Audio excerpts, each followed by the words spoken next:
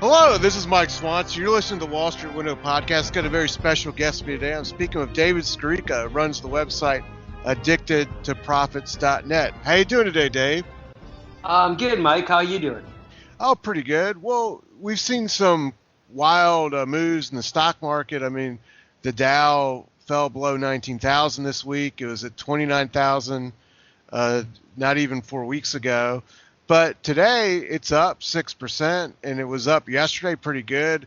The Congress passed this bailout bill over $1 trillion, and there's a lot of talk that things are going to return to normal pretty shortly, and we need to just buy into that. What do you think? Well, okay, there's two things to look at here. Number one, if this is a V bottom, that's not really positive. And I'll tell you why. The only other V bottom I can remember like this, when you have this intense selling and the market going straight down and it wasn't as long as this, was 9/11.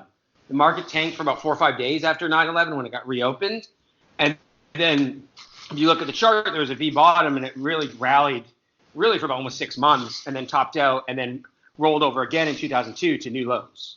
So if this is just a V bottom, what I would think, and actually if you look at the Nikkei in 1990, like this market, it fell about 35%, and then it had a V bottom in the spring, rallied into the summer, and then rolled over into the fall.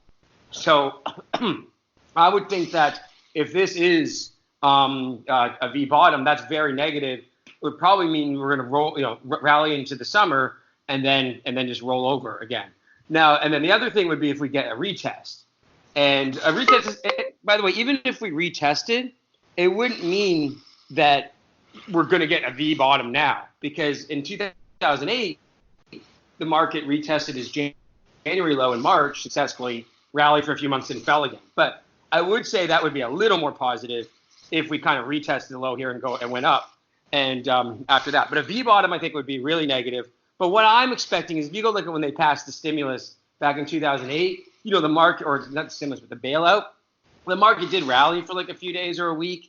And then it just rolled right out again in October. So I'm at least expecting a retest and maybe even lower lows in April. Well, I was watching CNBC this morning before the job numbers came out, and Paul Tudor Jones is on, and that was essentially what he was saying. He was basically making the argument that it would bounce into the final days of March. Then he was expecting a bad April and then a retest or a minor new low and then a rally after that. So that kind of accords with what he was arguing for. But what about stocks that are getting the bailouts? Shouldn't they be bought? Like say airline stocks that fell so much, and they're getting big bailout money. They're now in alliance with the government. So can they be seen as safe investments now? Well, here's what's interesting about that. I actually think those are some of the best shorts on the board. And a lot of people will think, oh, you got to short the top to make a lot of money. But no, if you would have shorted the banks after they got their bailout in 2008, in the next 6 months, you would have done fantastically. They fell, 6, 8, they fell 60 or 80%, right? And then if you would have shorted the airlines, well, not shorted, but after the airlines got their bailout after 9/11, and that bailout was, I think, a little more justified, because that was out of kind of their control, right? Because the travel fell off a cliff after 9/11. This time, this is because they were buying that stock and doing all kinds of crap, and they had no cash and weren't prepared for a downturn. I think what's going to happen is the government. So after 9/11, what happens? They rallied for like 6 months. And I think the XAL, which is the airline index, bottomed at 50 after 9/11, and it went to about 110 on the rally, and then it fell to 30. So even the bailout, the airlines all fell significantly lower in 2002. And, like I said, the banks all fell 60 to 80% after the bailout. So I would think that after this move, either maybe there'll be a more sustained move and they'll rally into the summer. But at some point in the next year or so, the airlines are probably going to be trading, I think, 60 to 80% lower than where they are today, because air travel is going to dry up. People are going to be scared to travel after this. The economy is going to be bad. People aren't going to have money. So there's all kinds of reasons why I think they'll have to, and then they'll probably dilute and have to raise capital, and they'll have to probably do it via equity, not debt, because most of them are now rated junk. And then with the government side, this is another reason they could fall. The government now, Mnuchin came out and he said he wants the government to take a stake, like the government took a stake in banks, back in 2008. And that makes sense because if we are going to bail these guys out, the government should be able to get its money back by, owning stock in the company and then selling it and the whatnot. And I think if they do that, well, let's just say the government owns half the companies then. Well, that dilutes the company in half right there. So you could argue that Delta, which is 31, should be trading at 15, 16, because if the government's owning half the company, that's twice as many shares outstanding. So I think the airlines are this companies I would really look at shorting. And if we do get that retest, I would think the airlines could be a sector that could really, in the retest, some companies are going to hold up, some companies are going to break down. The airline companies that could really break down. And I was just about to issue a trade alert, saying that I think now is the time to put kind of your first tranche of shorting on the airlines. And the worst case scenario would be to keep rallying into the summer, and then you average up on your short there. And the best case scenario is you get that retest here, and they all break their lows, because I think it will have to set into investors that, holy crap, these companies are really going to get diluted with that government ownership. Well, it's just hard. It's tough because, I remember the banks all crashed in 2008, but then within 5 years, the bank CEOs, like on the financial networks, they became celebrities. People to really look up to, like Jamie Dimon. Maybe the same could happen with the airline CEOs. I don't know about that. I think the airlines, there was a lot more sympathy for them in 2001 because, 2 planes crashed into the World Trade Center. It was something, a geopolitical event that was really out of their control. But here, to go back to the airlines, I'm not going to really talk about the CEOs or whatever. Just the whole trade was ridiculous. I turned bearish on the airlines in 2014, 2015, because they were all starting to go parabolic and they had these big valuations. And they, like United, I think, it was like a couple dollars at the bottom of the 2009 crash, and it went to like $80. And this is an airline. This is not a growth company. And they did a lot of it by financial engineering and buying back stock. And that's a very cyclical industry. And how many airlines, that's the real ridiculous thing about bailing them out. Airlines are one of the leading industries because it's low margin, it's high cost, they're very cyclical of going bankrupt. 2 of the monster airlines back in the 60s used to be TWA and Pan Am, and both of them went bankrupt. So the thing is, the airlines always go bankrupt. So what I'd rather do if you're going to do a bailout is you could give, say, all the airline employees half their salaries for 6 months or something, or 60% of their salary, something like that, so they could survive while they're looking for new jobs or while the airlines are restructuring, maybe another airlines take over the assets. But I don't think these managements should be rewarded. Look at Mike, these airlines, they bought back $45 billion worth of stock in 10 years. The bailout is $50 billion. If they didn't buy back that stock, they might have had the cash to survive this. Well, but they had to do it to make the earnings go up so they could get interviews on CNBC and the Kramer show.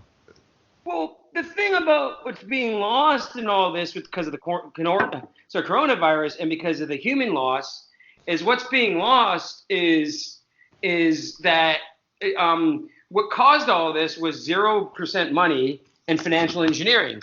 And all of these guys who maybe are crying about, I do think some people on CNBC are complaining about the bailouts, thinking, it's un-American or it's socialism.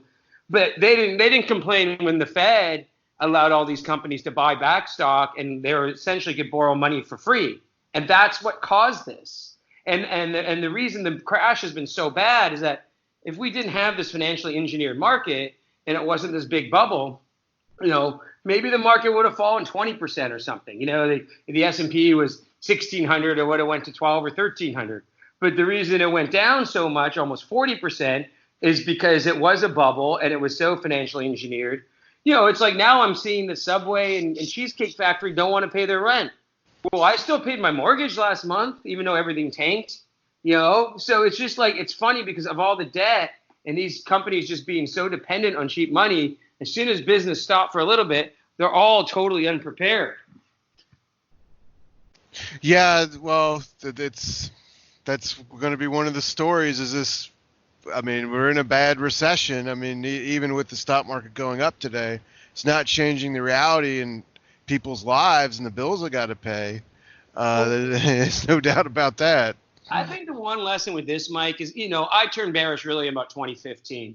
And I didn't really want, other than doing a few marijuana deals here and there, I didn't really want to play in the stock market. I didn't want to own the FANG stocks. I just thought everything was overvalued. The stocks that I actually was looking at shorting were like the banks lending to energy companies or like these airlines. It's funny about that is, Mike, they're actually, unfortunately, I wasn't really short. I just really had cash and gold when this thing tanked, and gold equities.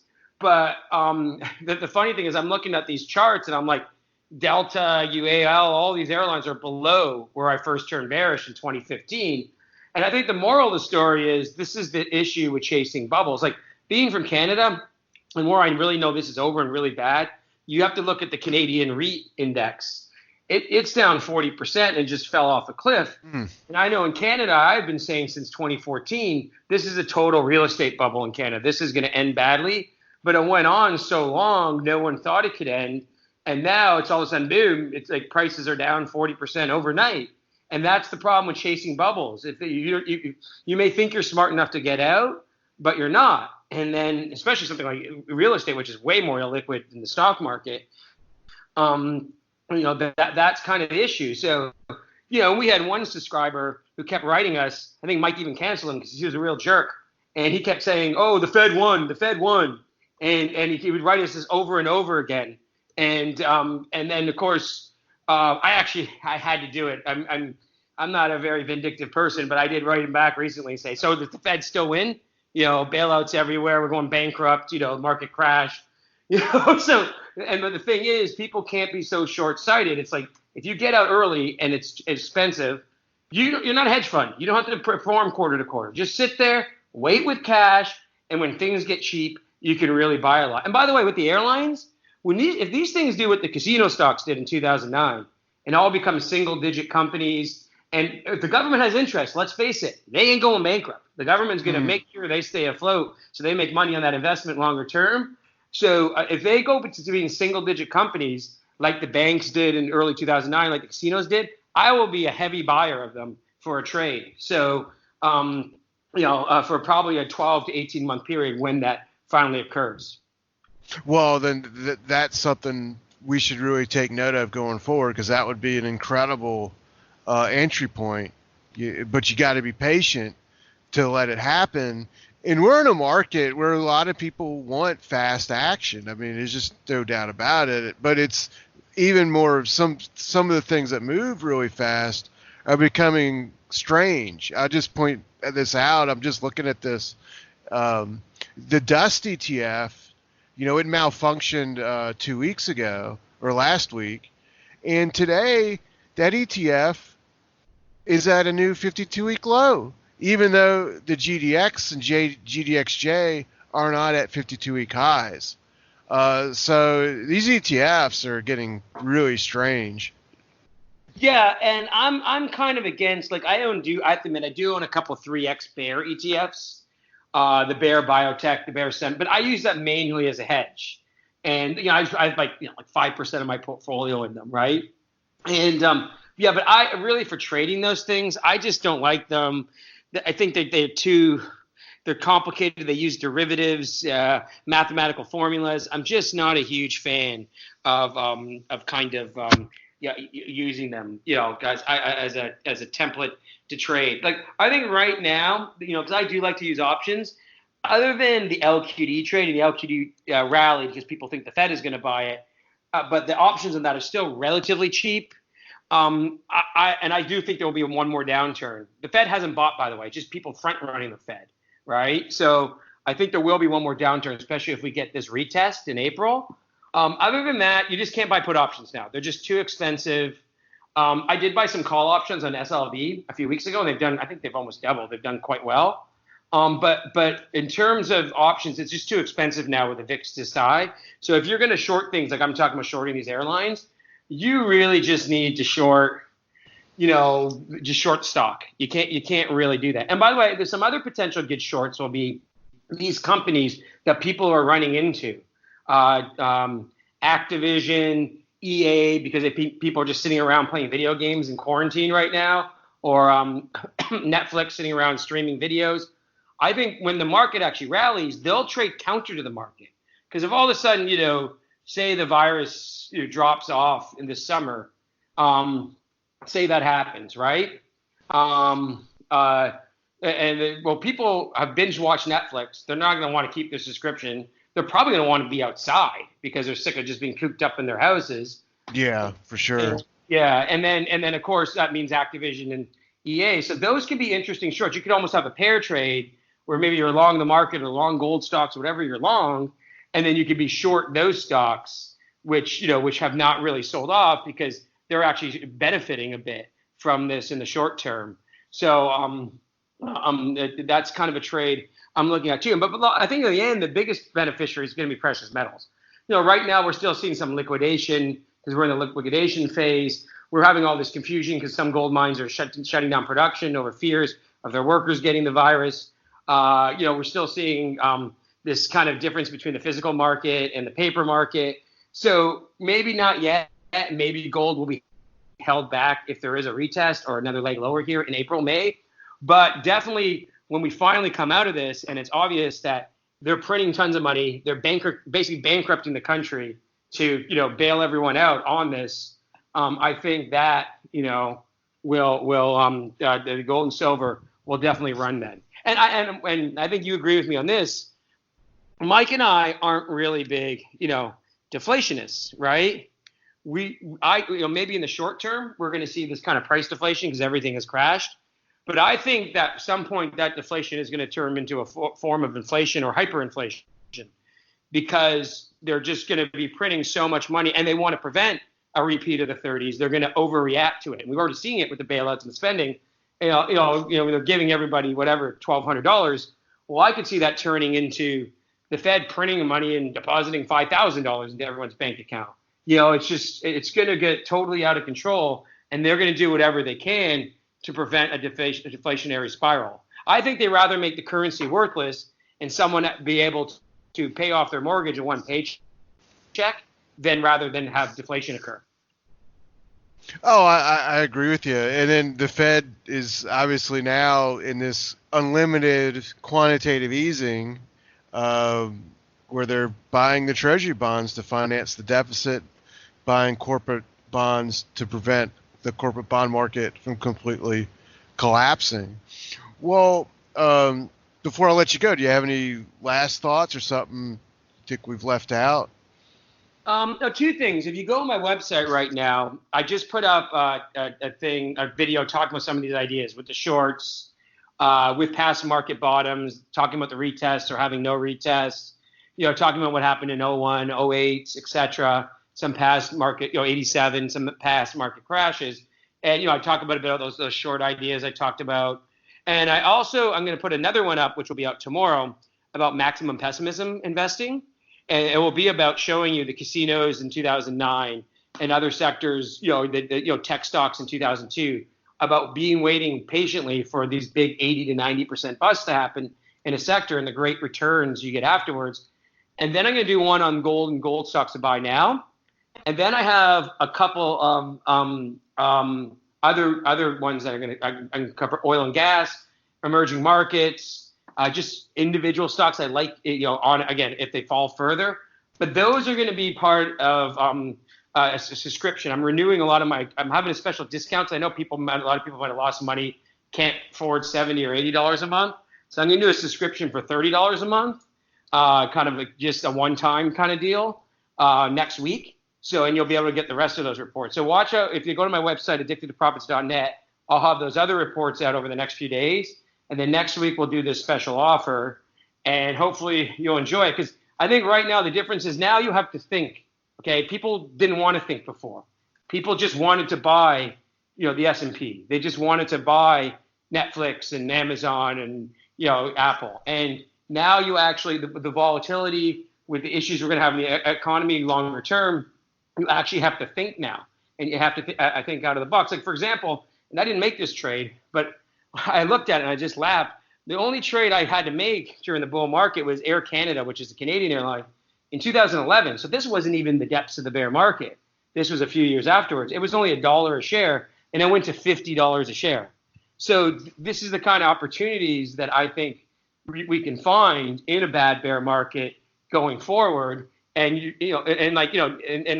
sure, someone would have said, okay, since 2011, I've just owned Netflix or Apple or Amazon. But you know what?